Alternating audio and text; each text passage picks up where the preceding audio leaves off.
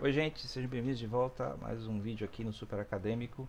E hoje eu vou terminar a série da Eleições de Nova República.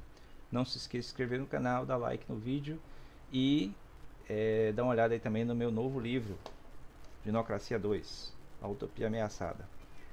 O vídeo da live que eu lancei esse livro está tendo uma audiência razoável depois da live, né? Na live no dia foi interessante, mas depois também acho que são os novos inscritos, né? Porque é o vídeo principal do canal de abertura, então continuem vendo aí e partilhando.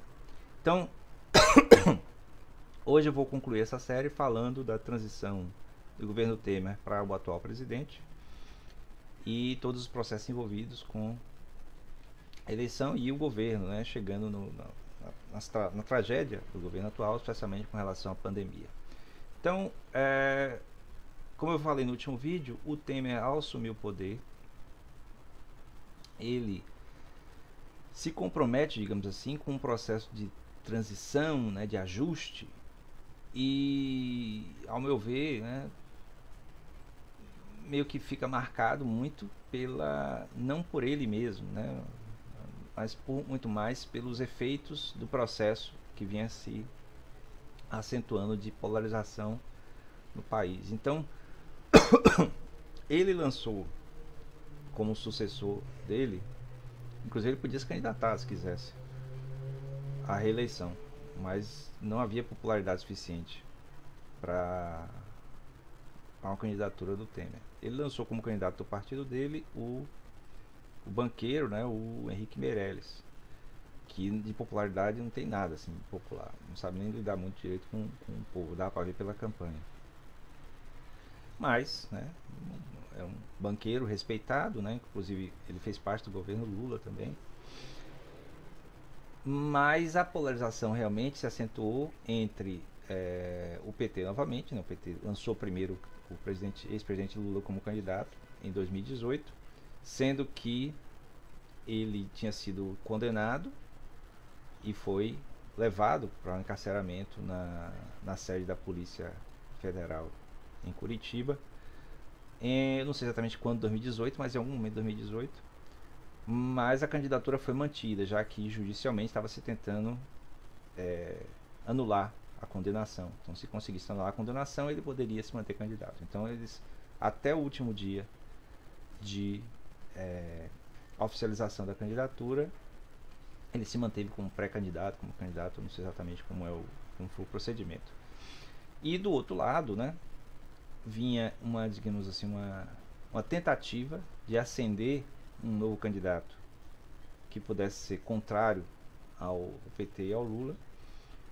Eu imagino que para muitas das pessoas que apoiaram o Aécio, que apoiaram essa mentalidade mais liberal em 2014 e apoiaram também o golpe, né, o impeachment em 2016, imaginava que seria alguém do PSDB, alguém como o Geraldo Alckmin, que foi o candidato do PSDB, ou alguma outra figura, né? Se aventou a possibilidade de um apresentador de televisão, um empresário aí famoso, né?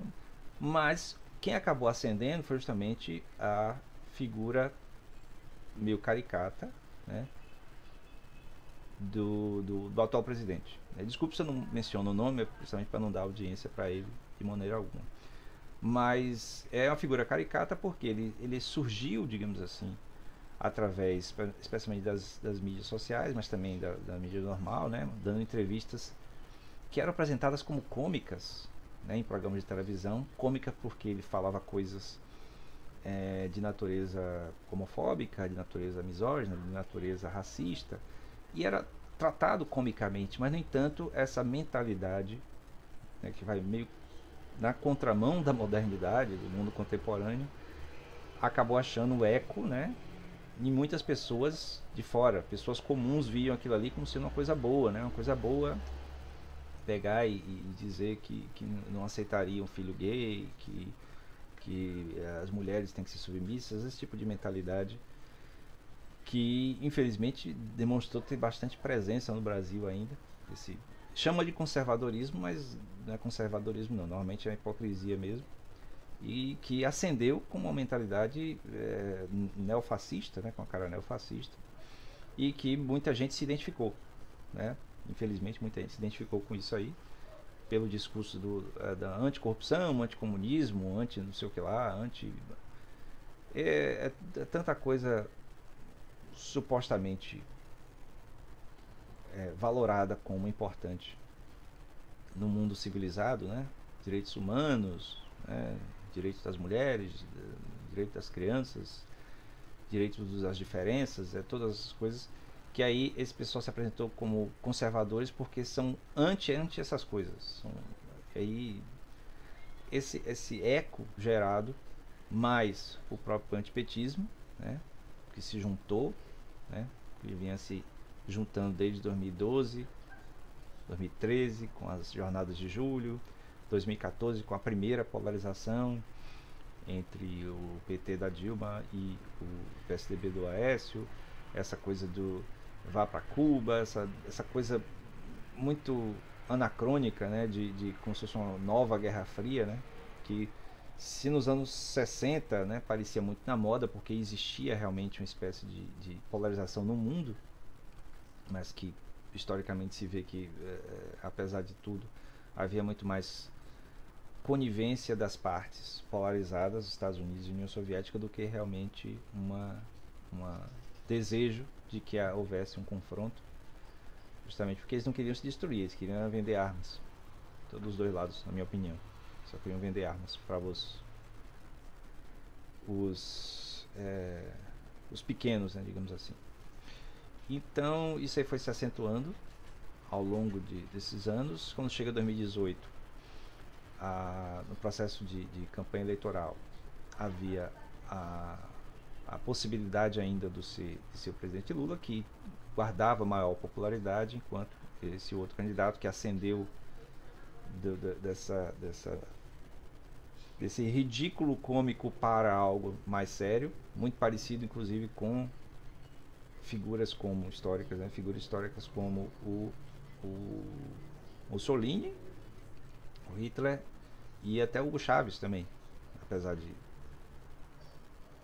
ideologicamente serem diferentes, mas o uso do modelo do líder que entretém. O Hugo Chávez era apresentador de televisão também, né, na coisa militar dele lá. Ele era tipo um Silvio Santos, né? Era alguém que apresentava os programas e tal. O Mussolini tinha essa coisa também, de ser tipo uma atração. E o Hitler, não se fala, né? O mais conhecido. As pessoas pagavam para assistir ele falando, por mais que estivesse falando um monte de besteira. Então esse modelo aí foi se apresentando como uma alternativa ao PT, e enquanto era o Lula o candidato, mesmo ele já estando preso, mas havendo a possibilidade dele sair e continuar a candidatura, ele se manteve à frente.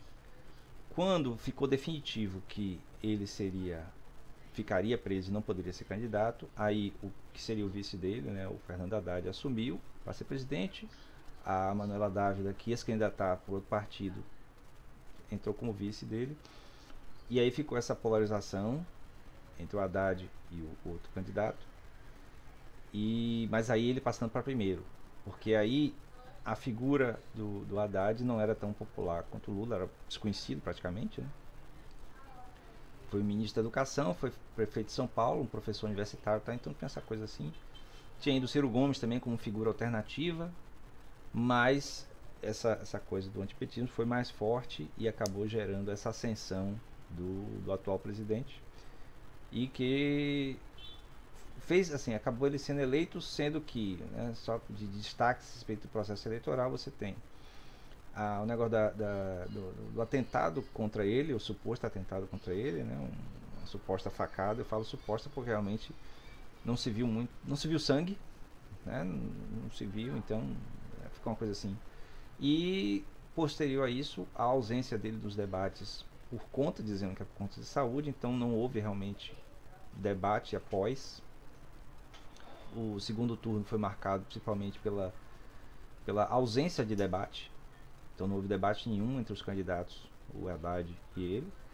E aí é engraçado que, assim, isso justificava, na verdade, as pessoas não simpatizarem talvez com o Haddad, que tem uma votação grande, né? A diferença foi pequena entre ele e o candidato vencedor, mas o certo é que, seja por acaso ou seja planejado, houve um processo de ascensão dessa figura que, ao meu ver, em outro momento da democracia da nova República Brasileira, ele seria tipo aquele candidato que tem menos de 1% de preferência de votos, porque ele, a princípio, não representaria nada de positivo, somente um monte de falas soltas sobre valores e tal, né?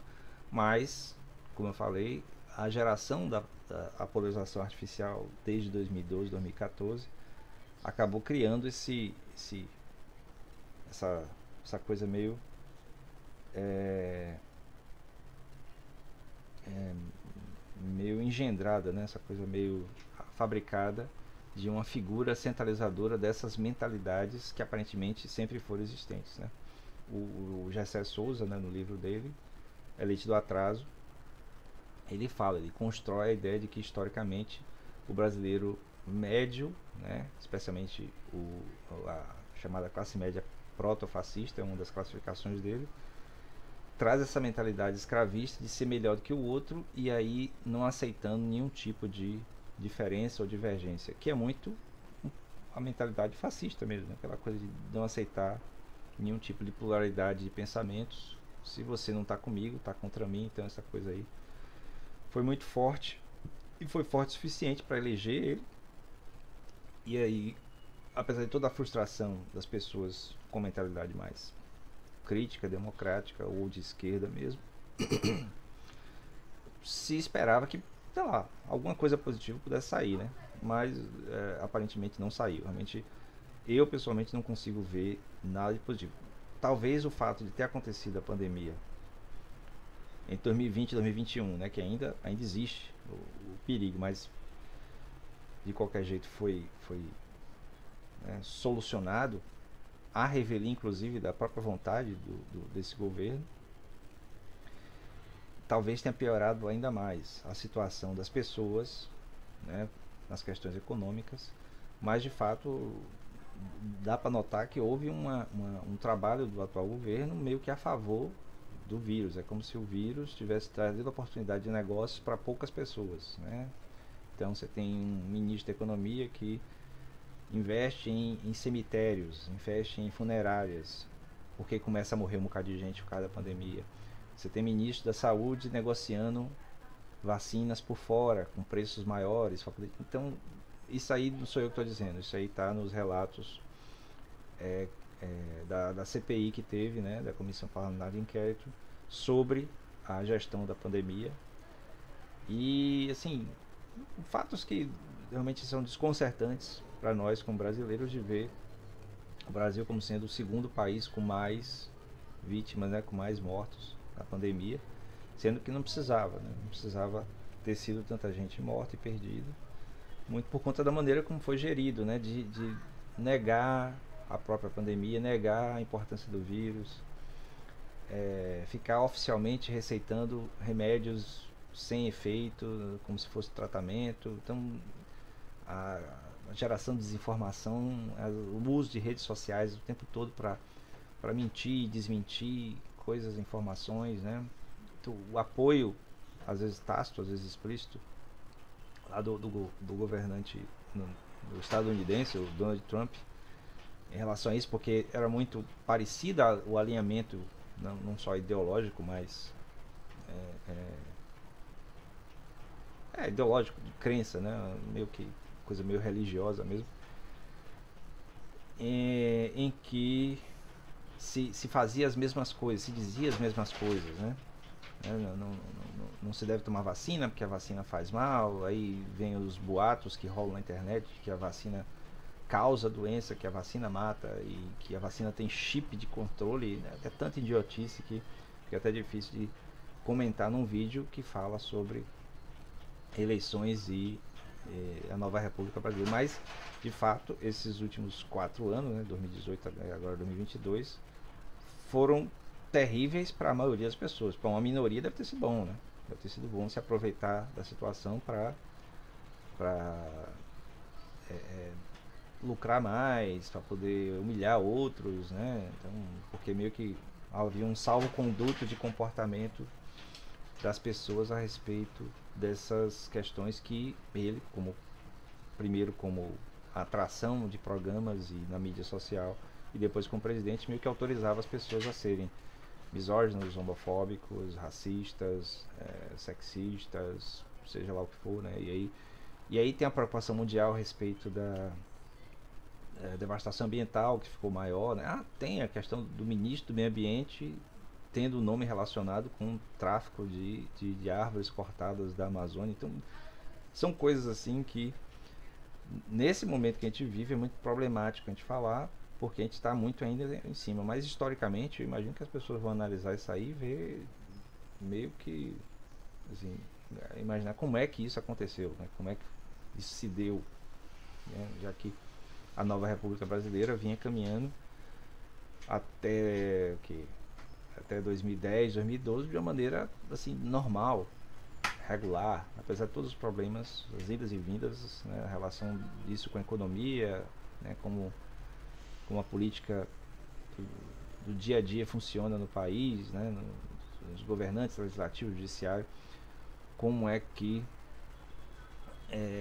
assim os órgãos, as instituições começaram a ser questionadas, né, e aí hoje você tem agora com a eleição terminada já, um novo presidente eleito, né, o futuro de novo presidente Lula sendo eleito, você tem pessoas questionando o resultado porque ao longo de 4 anos o presidente atual ainda pega e coloca em questão o processo eleitoral. O processo eleitoral é fraudado, pode ser fraudado.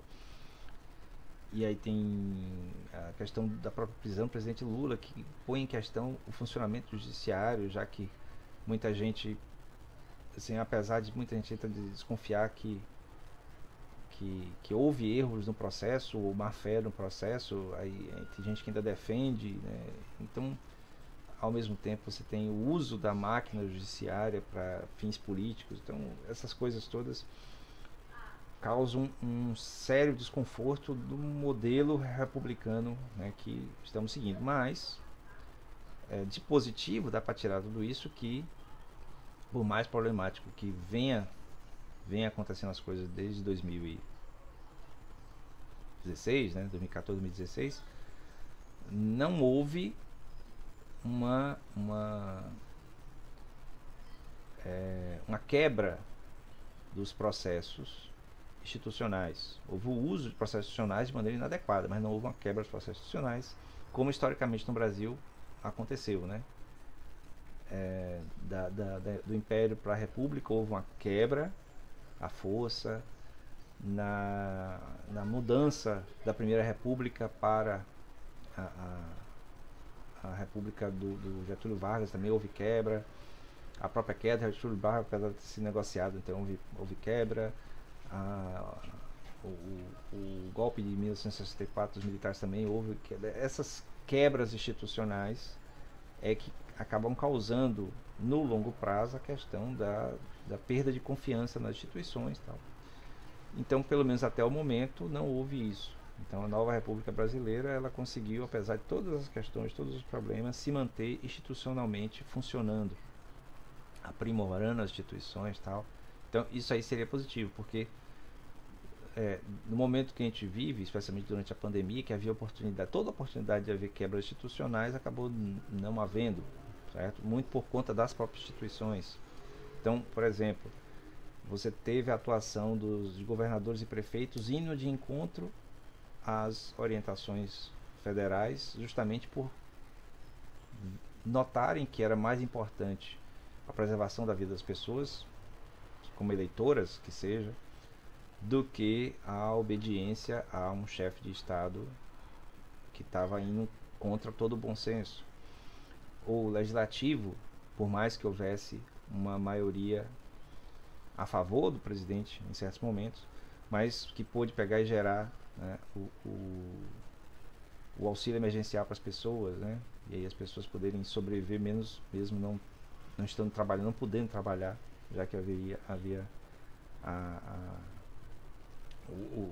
a paralisação das atividades devido à pandemia.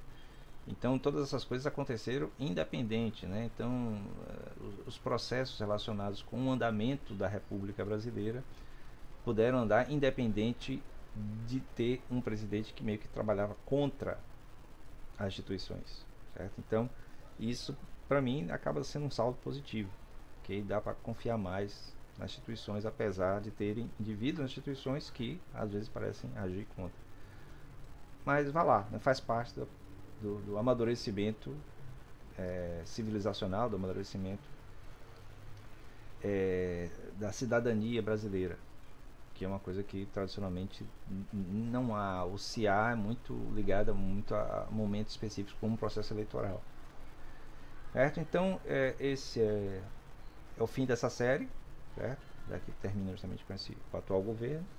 Eu espero que vocês tenham gostado, ou se não gostou, dá o like de qualquer jeito e coloca seu comentário negativo, né? É ótimo quando tem comentário negativo, porque gera discussão e aí o algoritmo do YouTube entende que o vídeo tem relevância e coloca como ofertado para mais pessoas.